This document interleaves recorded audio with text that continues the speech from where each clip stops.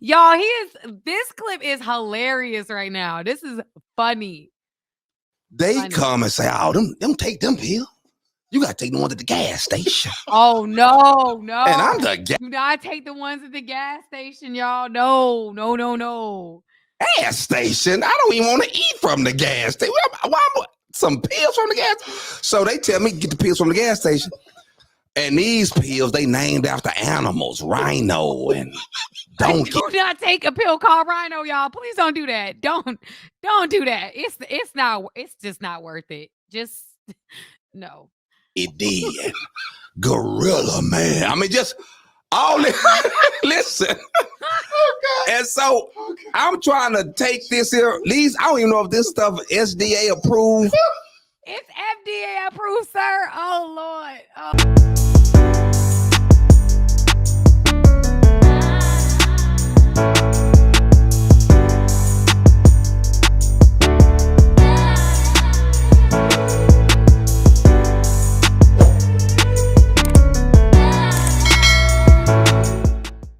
Hey y'all, it's your girl Samantha Lee, and I'm here to do a reaction video. I'm so excited about this because I have not done this, and I think that this will be so much fun. So I decided to do, for the first reaction video, my boy Laterris R. Whitfield of Dear Future Wifey. He has a broadcast called, "If You Knew These Things, Would You Still Say I Do?" And he's doing with comedian Marcus Wiley. And so I'm very excited about this. Without further ado, let's get into it. Okay, y'all excited? I am. Okay, all right. Again, guys, just be very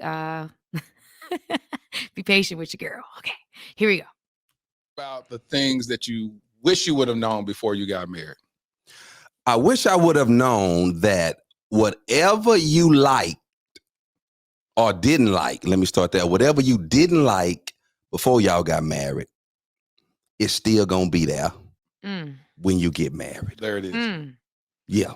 Y'all, I had to pause there because I think a lot of us, especially, you go on social media, you watch TV, people think that once you get married, that's going to be the answer to the question. Like that, once we get married, they're going to change, they're going to mature. The issues that I have now are going to no longer be present. And that's a fairy tale. That's not true.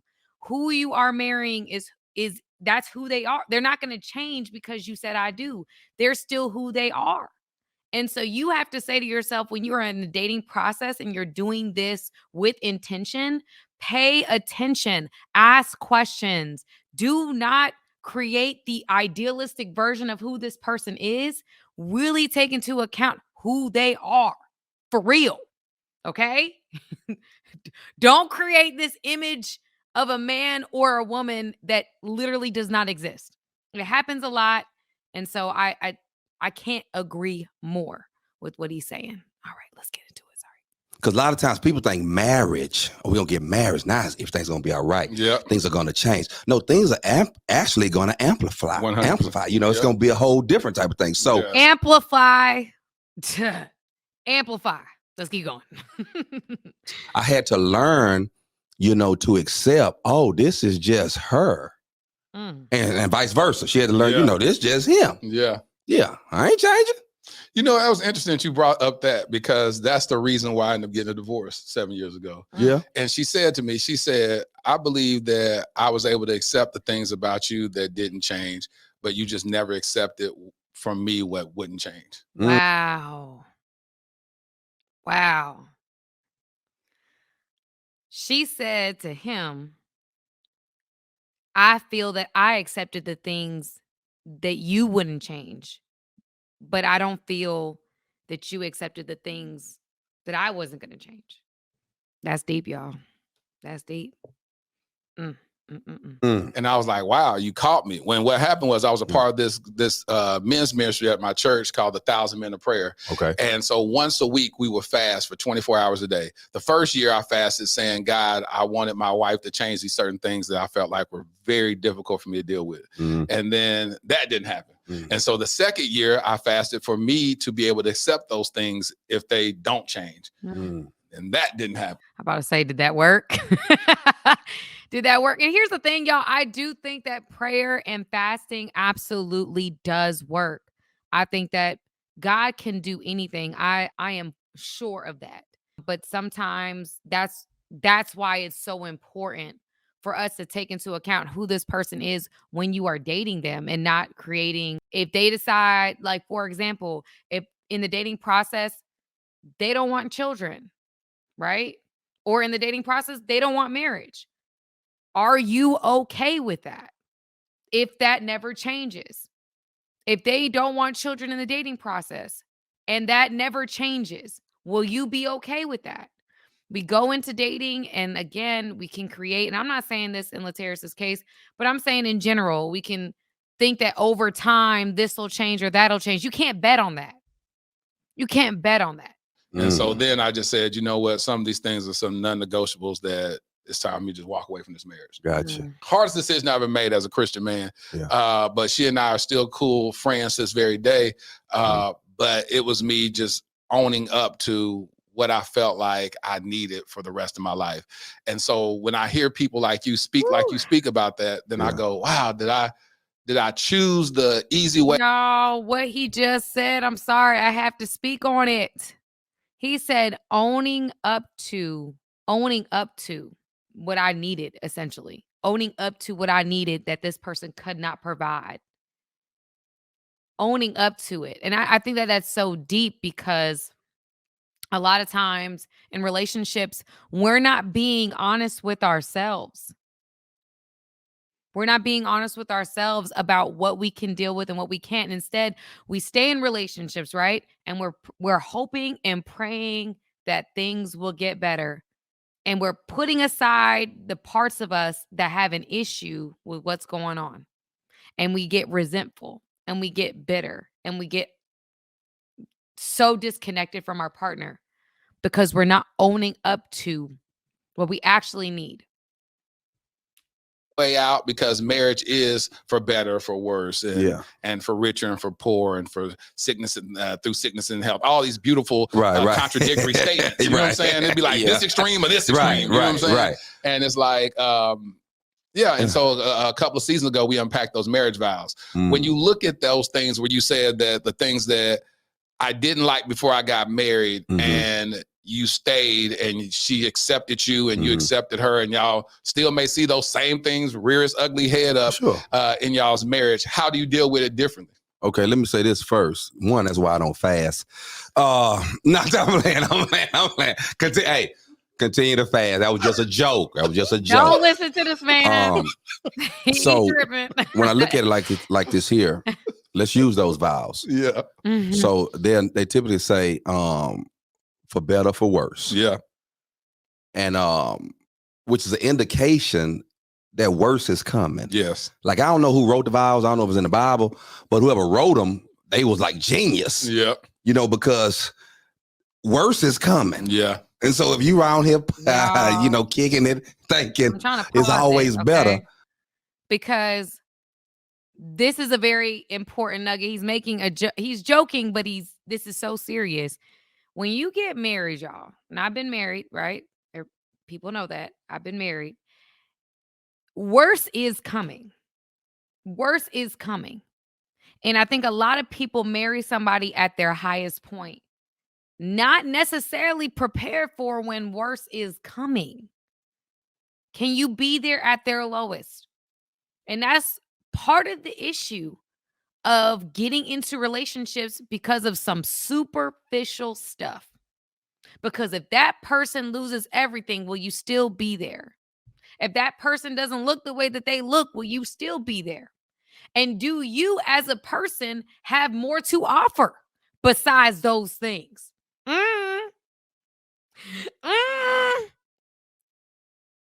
Sorry, y'all. Let's get back into it. Man, worse is coming. Yes. And so, and then the other one was what? Rich or poor. Yeah. Most times people just look at that as monetary. Yeah. When it's more so poor attitude, poor work ethic. Well, hold up, sir. No, poor perspective. I can see where he's going with that, but richer for poor is that needs to stay. That don't need to be negated. Because people can go into a marriage rich and they can get poor in the time of marriage. Okay? So rich or poor, meaning you meet somebody and they got money, and then something happens and they ain't got money no more. You gonna stay? I can understand what you're saying, that rich or poor attitude, you can metaphorically apply it to other things, but I think rich or poor, that's solid as is, not taking it or applying it to other things. But anyway, that's my point.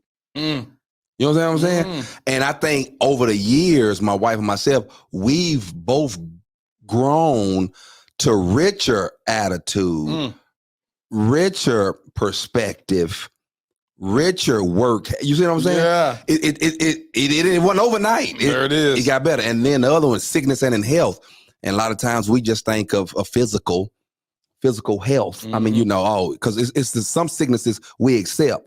Oh, he got cancer. Yeah. Oh, she got this. And it's like, But no, what about that sickness I got with these streets? This man. He said, what about the sickness I got with these streets? What if I got a sickness with the streets, though? Yo, that's real. I was about to debate the whole. Listen, I was about to debate the whole sickness thing. Okay, I was gonna debate that. Because I think that, in marriage, you have to 100% be prepared, especially if you're planning to grow old with somebody, that sickness or they won't be in the best health or something is going to happen to their health. Are you still going to be there? And there are people that leave people because they can't handle their illnesses. They can't handle being a caregiver to someone who was once independent. That's a real thing. But yeah, sickness to the streets. Thank you. No, because see, people don't want to use that as a sickness. No, he like them streets. That's a sickness. You looking at your watch out, but he should be That's a sickness. tired of them clubs. No, I ain't tired. I ain't tired yet. You know what I'm saying? That's a song they sang in church. I'm not tired yet. So I've been running for the club a long time.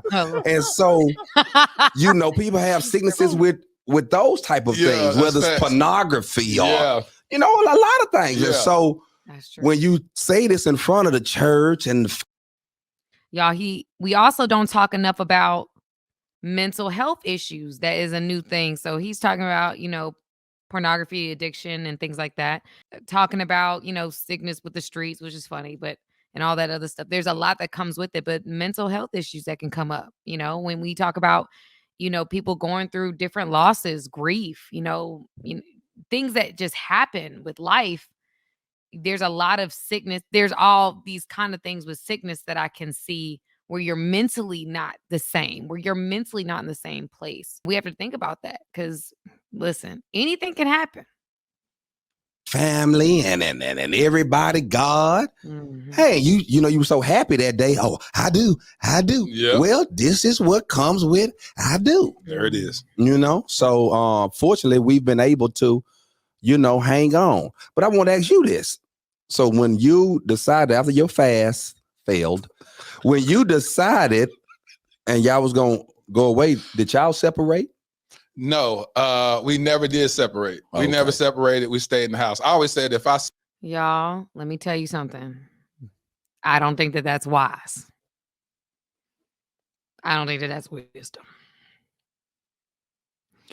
If you are divorcing somebody, now, again, it depends on the temperament of the people, right? I'm not saying everybody can't do this, but I would absolutely say that if you are looking to separate or divorce, you probably should not stay in the same place. Well, separate, maybe that's debatable, but divorce, that's an ugly process. You may not want to be in the same house as that person. I digress. Let's get back into it. Separate. I just probably would never go back. Dog, we did. Y'all separated. We separated. So, they always tell you about like a 7-year itch. Yes. Yeah, I did a whole TED talk about that. Yeah, you did it? Yeah. I think I came in maybe between 5 and 7, somewhere up in there. Yeah. And it wasn't no infidelity issues or nothing like that. I just thought I married the wrong young lady. Yeah, that's what I thought. I'm just saying, I just thought I married the wrong young lady. I was like, and she probably had some issues with me as well. You Yeah. have to get her on here to get her side. But since I'm here, listen to me. And so I thought I just married the wrong one, Yeah. right? And so we got separated for 6 months. Who decided to Wow. move out the house? Me. You said, hey, hey, this ain't working. No. The beautiful part is we didn't have money at the time. He We lived in an said- apartment. Mhm. He said we didn't. The beautiful thing is we didn't have money at the time, and we lived in an apartment. But I think this is really interesting, y'all. Why did I stop here? Because I think a lot of married couples think it's unusual to go through something like this, and it's not. I've talked to a lot of married couples, and they've said that a separation or considering to separate or having this questioning of whether or not they marry the right person has happened, and it has happened more than once. So I want to take them a moment to normalize that when you are in a marriage with somebody and you're changing and they're changing, there's going to be a time. Somebody said this. I forgot who said this. I think it might have been my pastor. He said that one day you're going to wake up and you're not, the person you're waking up to is a stranger. Like, you're not going to know who they are. And you have to prepare yourself for that because we're ever changing. And so I want to normalize moments like this because I don't think anybody told me this, that having moments and periods of times like this is very, very normal. So I gave her all the furniture in that apartment Mhm. and got her established. Because I'm not, Oh, you moved her out. I moved her out. And I moved out too. Oh, y'all just moved out the apartment. Listen, it's me. We both leaving. This, I'm getting a cheaper apartment. Go find you an apartment. And so, but I gave all the friends because I remember my daddy telling me a long time ago, man, if you ever fall out with your lady, don't be fighting over who get a TV and who getting the Dang, I would love to hear this woman's perspective. Okay, like the man you with has decided that you're not the one. And so now we have to leave the apartment that we shared. I've got to find my own place while you find your own place. Like, I want to know how she felt. Like that. I hope they do a part 2 and bring her back on because I would love to know how she felt at this point. Because I think I've talked about this in other videos. Women don't take rejection the way men take rejection. I think men, especially in divorce and separation issues, I don't think that men take that well per se, but I think women tend to take rejection really, really hard.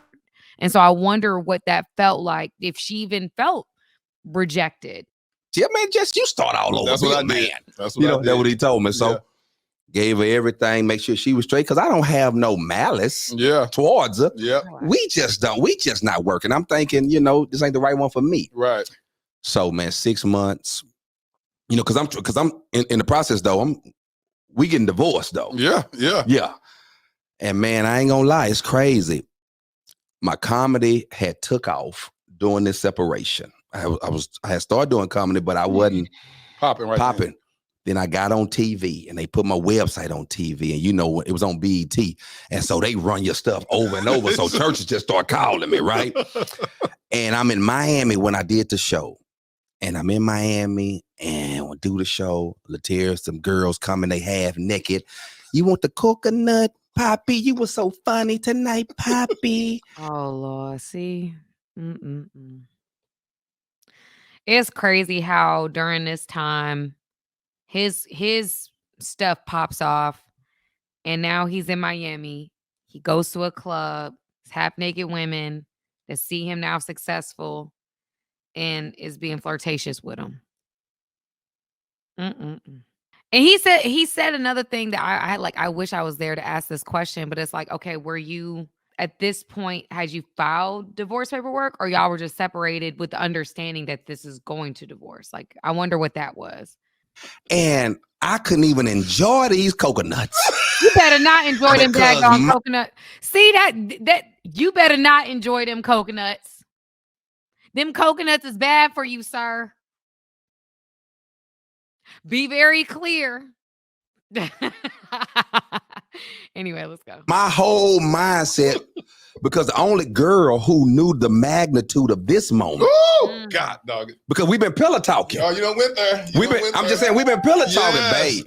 One day. This comedy is about to take us. Trust me. I feel it. Finally, I done latched all these jobs I done had. Yeah. Finally, I done got something I think gonna work. And so we did. I mean, so my manager was like, man, call your wife. I was like, man, I ain't calling her because, you know, my pride and ego. I ain't calling her. But I couldn't even enjoy the coconuts because, and so I get on the flight. Long story short, I get on the flight. I'm on my way back to Houston. Oh, y'all. And God appears. What's so crazy about this is that he's at the height of his career. He's at the height of what he feels like, okay, now it's working. Everything I've been working for, everything I've been working towards, we are in this moment. And I can't even really enjoy what's going on right now because the woman I want to experience it with is not with me. I just think that that's so deep and that's so profound. I think a lot of men have that, like, you know what? Like, I think men are way more able to compartmentalize. Like, okay, I know what the coconuts are, so to speak, right? That's the word we're going to use, say coconuts. I know what these coconuts are, but I also know who wifey is. And wifey has held me down through all this time. And yes, I'm going through something and I'm not sure about our relationship, but I don't want to experience this win without her because she knows what it took to get here. That is so profound. That is so profound. Because I think on the other side, a lot of people think, oh, well, I have access to this woman. It won't even feel the same with that woman. Because that woman doesn't know what you had to go through to get to that moment. That woman is just there. She just showed up at the other side. But this woman knows the ins and outs. And I want to celebrate that with her. Okay. Go ahead, Marcus. Watch this. I know this. It don't even sound right coming from me. I hear a still. He said the Lord appeared. Okay, I know I was talking, but he said the Lord appeared, so that's what he's getting into now. Small voice. We're still coming again. Yeah, the still. Here you go. And this is what God told me. He said, so let me get this straight, because that's how he talked to me. I don't know how he talked to y'all. But he said, so you're going to divorce her because she do a few things you don't like. But I haven't divorced you. And you do a whole lot of things I don't like. That wasn't even the part. I was like, okay, I heard that voice. So he said, not only have I not divorced you, I ain't exposed you. Oh, wow. Now, here's the thing, y'all. The first part would have got me. That would have been the part that would have got me. Exposed part, probably not. But the part that God, that's such a moment. That is such a moment. That's a winning, real moment. Because that's how we should handle our covenants. And I have so many words for that. But for him to have heard God say that you're about to divorce this person because of some things you don't like. But have I ever ended our covenant because of something I don't like about you? And he hasn't. He hasn't left you. He hasn't forsaken you. Thank you, Jesus. Thank you, God. And then he said expose, meaning that God doesn't go out of his way to expose the things that you do wrong or expose what he doesn't like. He lets our spirit lead us into conviction or lead us into repentance or lead us to those things, but he doesn't expose. He don't do it like that because he's a good, good God. And he loves perfectly.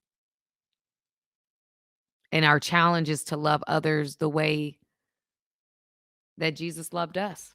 Anyway, woo, y'all. Let me not get into preaching, y'all. This ain't that problem. This ain't that situation, but that is really, really profound.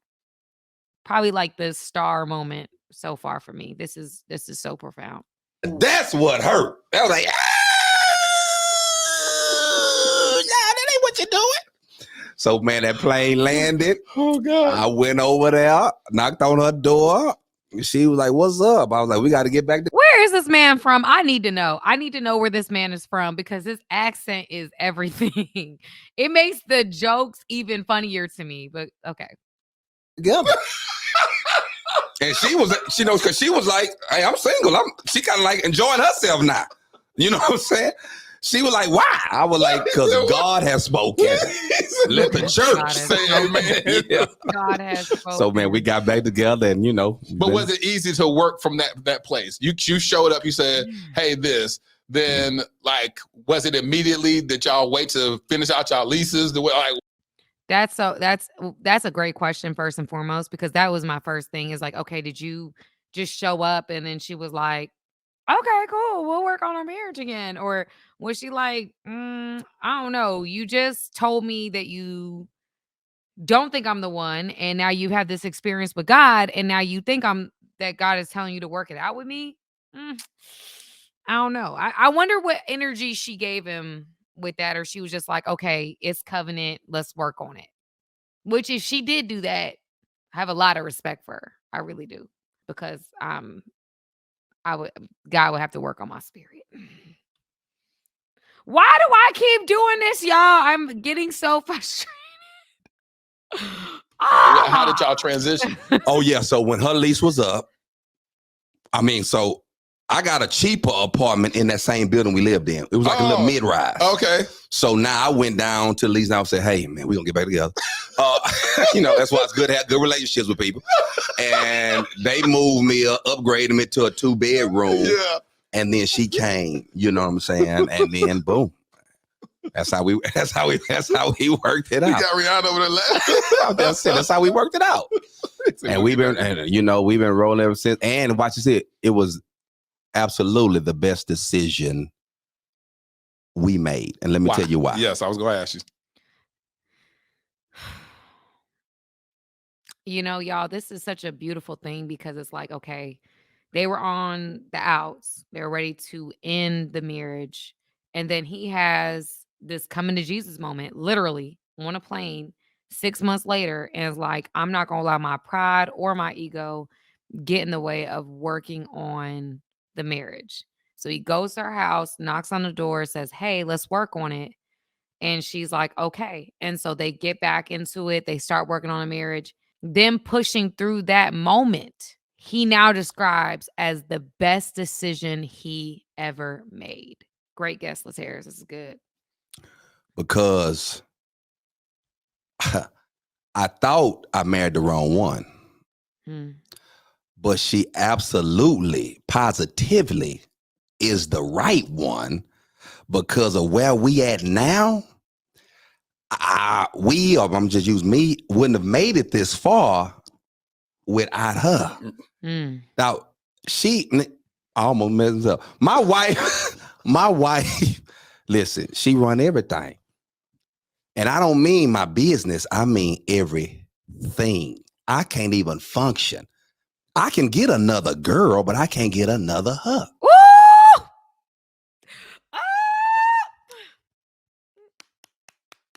I'm gonna have to use this, y'all.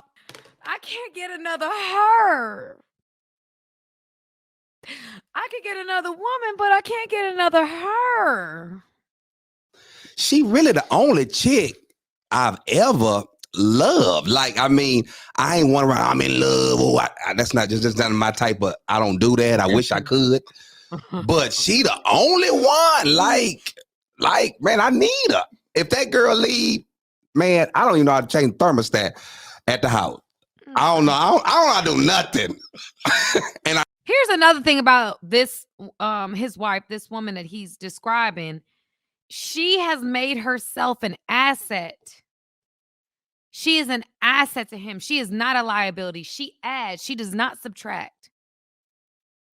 And listen, today, ladies, a lot of us we're not at that space. We think that because we cute, we show up and we just here as a companion in a listening ear. That's what makes you a wife. No, ma'am, it doesn't.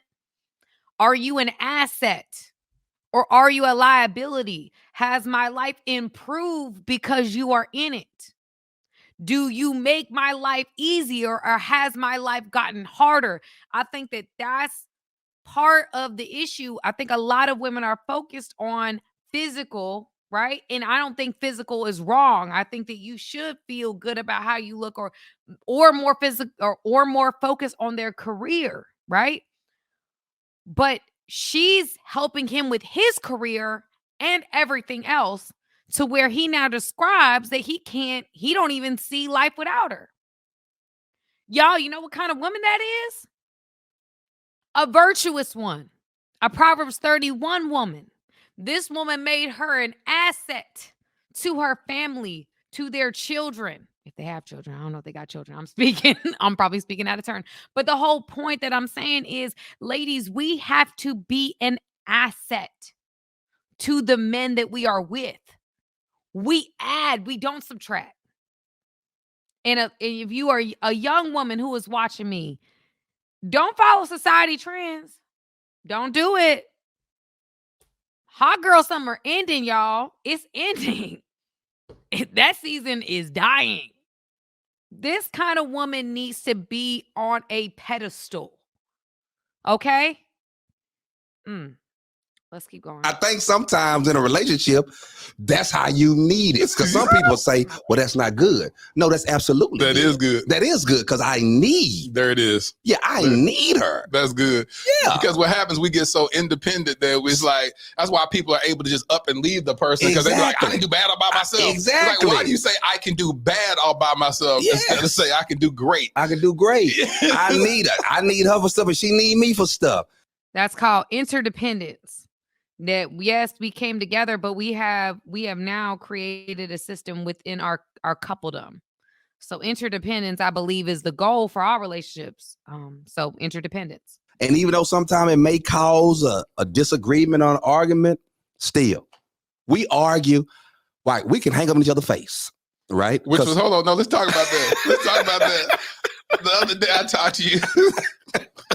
And I said, what you mean it's a off and on type of thing that you may make it 25 years. What did you say, bro? What happened? So I'm in Atlanta. I'm on my way home. We just finished doing the show. I had called after the show. We was all pleasant. Everything. Hey, babe. Hey, I can't wait to get home. Oh, your mama made gumbo. Blah, blah. Everything was good. Then they took me out to eat, after my show, after my performance at the church. I get to the airport. I called her. I said, hey. She was like, hey. I was like, what's up? She was like, I'm just kind of dozing. I say, well, did y'all eat? She's like, yeah. I said, and I was like, did you eat the gumbo that my mama fed? She was like, nah, we ate this pasta. I said, well, my son, Chase, what he ate? Pasta. Well, my daughter, Charlotte, pasta. I said, boy, they just gonna do whatever you do. I said, kids gonna just follow you. Whatever mama do, they gonna do. They got an independent thing. Man, I don't know what button. Well, see, here's the thing, sir. You made an issue out of a non-issue. Okay? I mean, and I'm not saying he made it an issue, but I could see where it was like, he ate, now the kids ate, and now he's saying, why didn't they eat the gumbo? Like, why? They just didn't eat the gumbo. I mean, I don't feel like this should have escalated. That's all I'm saying. It's not a real, this is not a real issue. I'm big on picking our battles in 2023, like not expending energy unnecessarily. Like, if the kids ate gumbo, or the kids ate pasta, or the kids ate tuna fish, or whatever, why, I don't know. This didn't have to be an argument. That pushed. That girl clicked. That girl, what you mean? They doing. And she already sleepy? Yeah. They ate what they want to eat. And so watch this. I say, in a joking manner, hey, did church work for you today? Did church work for you? He cannot, listen, you cannot say that. You can't just say that to somebody. Did church work for you today? That's going to we can't even act like she snapped off, okay, y'all? Because he's coming at her about the kids eating pasta. Why didn't they eat the gumbo? And then he gonna say something about, did church work for you today? Of course, she gonna snap off. I mean, she's tired already. And she started going left. So I just hung on the phone. Click, click. And I said, no, you did not hang up the phone in her face. Yeah, I just hung up the phone. And why'd you hang up the phone? Because my energy wasn't even right. Like I promise you, I had no venom when I was saying this was just, I'm a comedian, man. I mean, and I know when you're married to one sometimes I don't want to hear all that. So I get that. But I wasn't coming from nowhere. So anyway, but watch this here. I'm gonna show you something. When I'm talking about I need you. Yeah. I get to my gate. I'm booking for my tour. So people need information. Yeah. Well, who I gotta call? I got to call. You gotta call the person you just hung up on. And you started it. You literally started this. you started an issue that wasn't an issue. The person I just hung up in her face. And that's why you gotta be kind to people. But we have grown and matured, so call her. This is how she looking like. Okay, we FaceTime. She petty. That's what I would do. I said, babe, I need you to. Yeah. She got up, went to the computer, did what she did, hung up the phone. And so it's possible. It's very possible to function, even when you ain't. So then. Watch this here. I had to call her another time before I got on the plane. Do the same thing. Because like I say, people booking the tour, so boom. Then when I got home, she come pick me up. Hey, kid, like what happened earlier never happened. And watch this here. Nobody has to say, I'm sorry, I was wrong, and blah, blah, blah. Now, don't get me wrong. I'm not saying don't do it. Yeah. But it's just understood. It's understood. See, and I think that is a sign of a mature relationship. They had some worries, whatever. They were able to get through that, still come together for the greater good for their family. Because ultimately, him booking tours is his livelihood. So she was able to get it together, not keep that same energy, not keep that malice. She just was like, okay, let me do what I got to do for my husband. Let me get it all the way together. And then here he is talking about, when they actually did come together, she didn't keep that energy. She released it. It's like, it's a moment, we release it. I think as I've gotten older, it's like, okay, is this the hill you want to have this argument and ruin the night over, or you want to have that energy over? Like, life is entirely too short. And so I love that they were able to like get over something that it didn't even need to be a real issue, but the fact that it was something and they were just able to come together for the things that they needed to come together for. And then when she saw him and she picked him up from the airport, she didn't keep that same energy. Like, y'all, the Lord's still working on me with that. I'm getting better. I ain't gonna lie to you. I'm getting better. Pray for you, girl. We can let this go. It's not that big of a deal, Sam. Let's just move on. Because ultimately that's beautiful. They didn't have to like have this kumbaya, let's talk it out, let's spend hours trying to dissect the problem. They were like, okay, we had a moment, you had a moment, let's just move on. I love you. I care about you. And I'm glad you made it home to me safely. That's what actually matters. I love that. You know what I'm saying? That y'all been rocking with each other that long. Yeah. Y'all just be like, y'all forgive each other of moments like that. Yes. Because y'all really, truly understand each other. Hopefully. Hopefully. I mean, Marcus, we be on the road or something, and then you put doubt in it. What you mean by hopefully? I ain't put no doubt. I'm just saying, you don't want to appear too strong on these platforms, and then something go wrong. And y'all, he ain't lying. I did a show with Lateris, and I was like, let me not say like so confidently because I don't know. End up messing myself up, saying it too strongly, too confidently. So I get that. Was talking big talk when he, so right, he just said, exactly. You give a little gray area in case you get home and she done packed up everything. I get over to him, I was like, oh man, come on, I got to go back on the show. I thought we had to understand. She was building a whole nother life outside of me. Oh Lord. Yeah, because that's what happened to one of my guys at the barbershop. What happened? He come. Why he's so funny. He was like. He is so funny. He was like, well, see, that's what happened to one of my guys at the barbershop. He got left in the middle of the night. Okay, let's hear this one. I love this. He was home and his wife packed up. Moved on, him and his son, with their son, boom, and served him the papers. But he didn't see it coming? He didn't see it coming. His story to us is, he didn't see it coming. Said a couple of nights before that, everything was cool. Now, he's done some things. No, I mean, I'm not. He's not innocent, but I'm just saying. But this particular in this segment, everything was good. He thought, and then voila. And see, that's the thing. Okay, so I am very big, y'all, about transparency in a situation. I think that we can pretend like we don't know what's going on. His wife apparently was fed up with whatever he had done in the past, and he might not have, because I think ladies that are on here, we can get so fed up that it doesn't take much at the end for us to be like, nah, this okay, we good, we good, we good. This is you the jig is up. The jig is up. We can get to that point. I think that we as women do have to do a better job of communicating and not just sweeping things underneath the rug, because a lot of times we build up resentment and we blow up. We get so angry that we leave, and we file for divorce, right? We're 80% of marriage divorces are filed by women. And so we have to be more cognizant of that, y'all, that we have to do a better job in communicating, because my goal here is, for marriages to work. My marriage didn't work. And I would hope that with my story and with some of the things that I'm doing, I want marriages to stay together. It's a terrible process to go through. Straight up. It's a terrible process to go through. I don't ever want to have to go through that again. And so I would hope that no one has to go through that. These things don't just happen for no reason, men. Women don't just decide. Most women, I can't speak for all women, but most women ain't just gonna leave you for no reason. They're not gonna pack up and take a child from a 2-parent household where they now, with all that's out there about being a single mom and all this stuff, no one is going to do that if there's not a reason to do it. No one's gonna.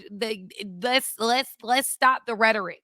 It is not easier to be a single working mother than it is to be in a 2-parent household. It's just not. It's just not. So if someone makes that type of decision, there's a reason.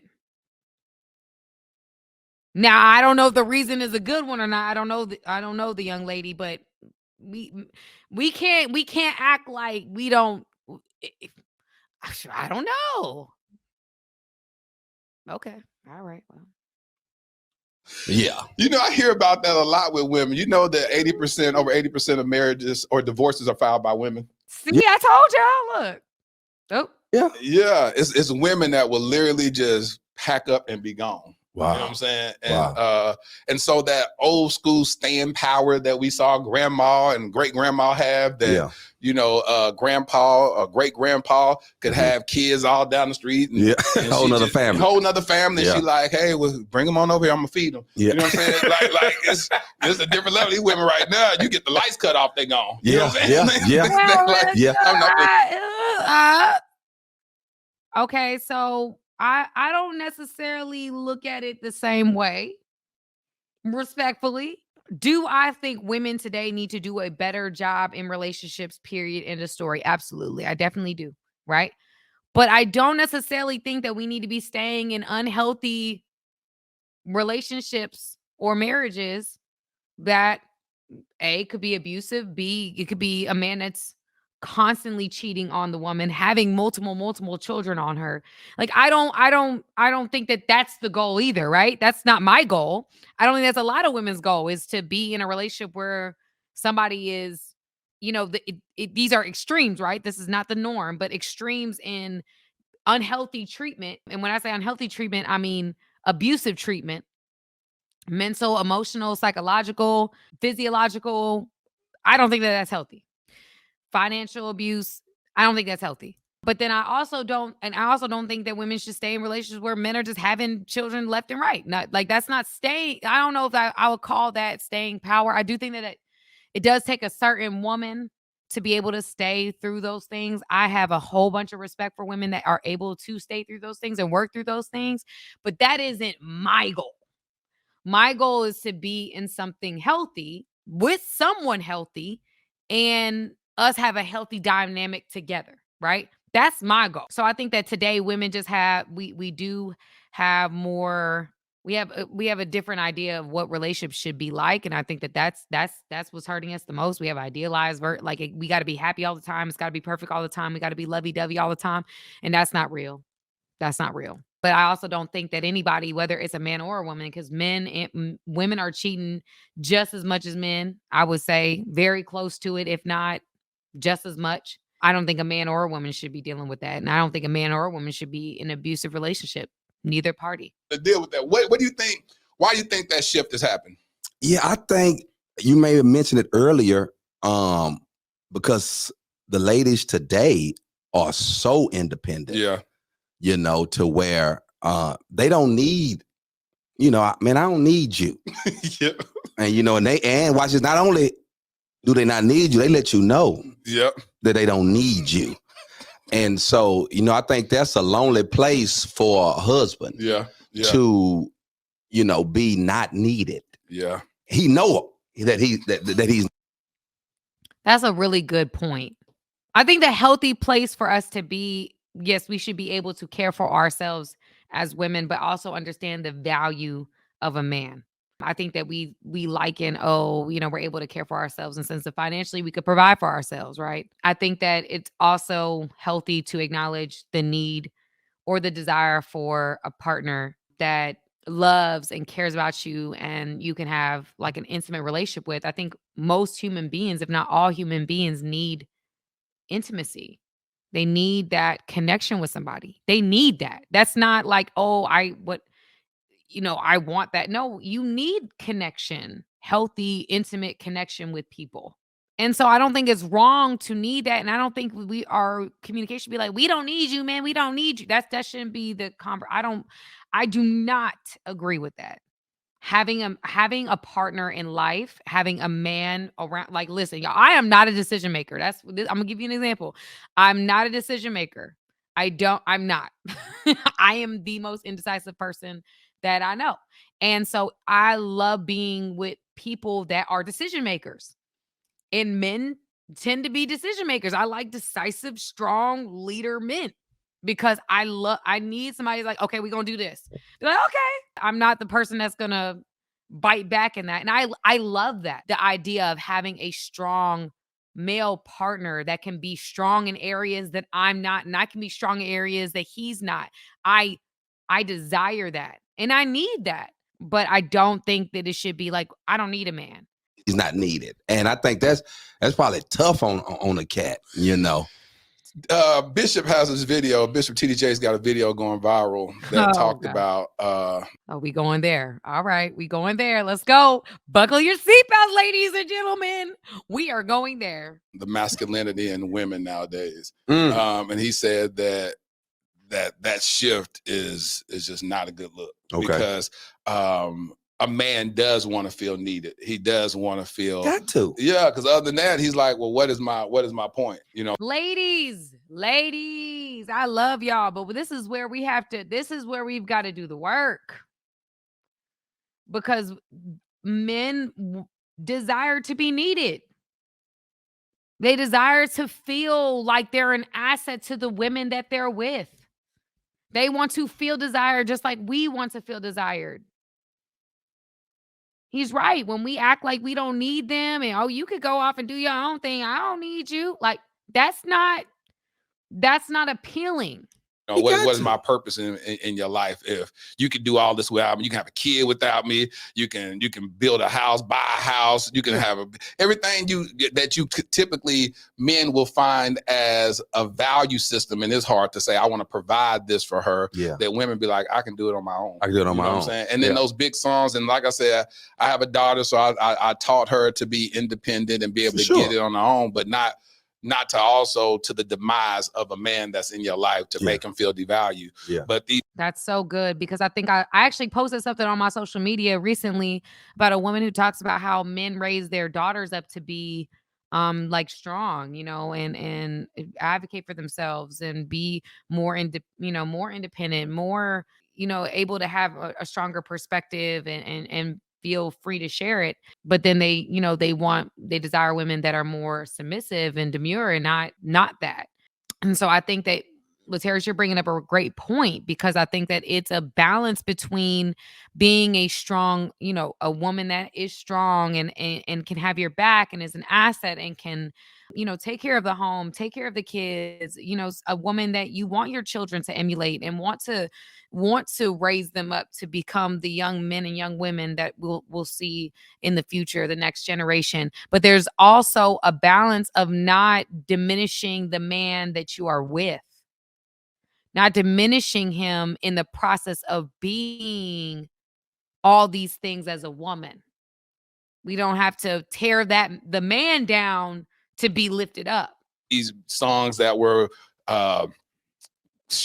controlling the airways, independent, INDEPEND, yeah. All that stuff is like, it was the anthem for women. Oh, for sure. And it began to create a culture of women that was just like, I can do it all on my own. Mm-hmm, yeah. Mm-hmm. And that's what a lot of them Y'all are doing. And it's kind of, we have to watch what we listen to. Y'all, we cannot act like what we listen to does not impact us. It does. What you listen to impacts you. If you listen to sad R&B music, you're going to be in your feelings. Period. You're going to be like, if I wake up, I'm listening to, confessions or anything like that, I'm going to think about my emotions, my last relationship or whatever. But you get lost in your feelings with R&B. But at the same time, like, if you're listening to things that are uplifting and positive, you watch how your day and your mindset shifts. So I think that as women, we have to be more cognizant of what we are feeding ourselves through music. Hard, I don't want to speak out of turn, but I do know probably, and it's unfortunate, so I'm not saying anything, but I know the more independent a sister is, it's probably going to be harder for her to get married. Yeah. Again, y'all heard that, right? The more independent, the harder it will be for her to get married. Again, I don't No, you're telling the truth. That's the thing that we don't really talk about. You hear it. He is telling the truth, ladies. He is. Well, we hear it as such a negative thing where you have this red pill, this manosphere group of people who, they beat women up so bad about their independence and not giving credence to the reason why they become so independent is because the lack of men. Because the lack, for sure. Yeah, for sure. Daddy wasn't around, so mama had to raise the kids by herself, and so they mirrored what mama did. And then here they are, being upwardly mobile females that are saying, "Hey, listen, I ain't got no man. I ain't finna wait on the man to take me on my trip. I ain't finna wait on the man to get me this house. I ain't finna wait." So they had to do it out of quote unquote necessity. And then it became a culture for them. For sure. And then that balance. So the woman that knows how to balance that out well, to be able to say, yes, I'm independent. Yes, I got money. Yes, I do this or whatever, but I will desire to share this with a partner. No doubt. I've said before, I think the manosphere is a space where I feel like men are expressing themselves and are more unapologetic and just being free about how they feel in ways that we haven't seen before. I believe that. And I think that where he's landed in this statement is a positive way, because he's saying that essentially women, it's not for you to not pursue certain things for yourself, but also balancing it well with the understanding that, we do need connectivity. It's not a bad thing not to live your lives pining after a man, right? That's not what he's saying here, and that's not what I'm saying. But it is to identify, I want a man. I need that companionship. A man will bring value into my life. There's nothing wrong with that. Now, just going to whoever fits the bill for the moment, no, that's not what we're saying. But understanding the value and the need for a man is important. I think that we're living in a society where men are feeling very devalued. They're not feeling as respect. And it's sad for me to see when men are going to, other outlets and saying, forget being in relationships with women, period, because of certain mindsets that we have that are pushing men away. And so we have to be cognizant of that so that we start to attract, men to us, and men wanting to have relationships and connection with women. That's a beautiful heart to be in. No doubt. Because when it's the other way around, then the man would just be like, I'm just another goal that you accomplished in your life. And you prop me up right here, and like an ornament. It's crazy. So what are some other things that you wish you would have known before you got married? I wish I would have known that women's sex drives increase as they get older. Yeah. And men's decrease. There it is. I was talking. That's true, y'all. That's true. As women get older, their drives get higher. And as men get older, their drives get lower. Somebody about that the other day. Yeah. And they say God don't make mistakes, but this don't even seem right. This. He said, this don't seem right. This don't make sense, Jesus. Like, God, I don't understand that, Lord. That's funny. Not my God. He wouldn't do this, would he? God. I mean, I'm saying, like, why? Like, why? I'm peaking. I peaked in the 20s. And you peaking in 40. He is a fool, y'all. That is funny. He said, not my God. In the 40s. And it's basically, I got to let her have a boyfriend. That's what it seemed like. Like, I need help. Okay, let me, I need this. I need help. And, I know it ain't biblical. She need a 20-year-old. You got to get a 20-year-old boyfriend. Yeah, because what it is I'm being worn out. And I'm doing stupid stuff to try to keep up, trying to maintain. Y'all, I was going to end at this, but I have to hear what he did. Like stuff that, first of all, like, so I'm drug free, right? This was one thing I can say. I ain't never took drugs. However, they have these sexual enhancement drugs. What? What? That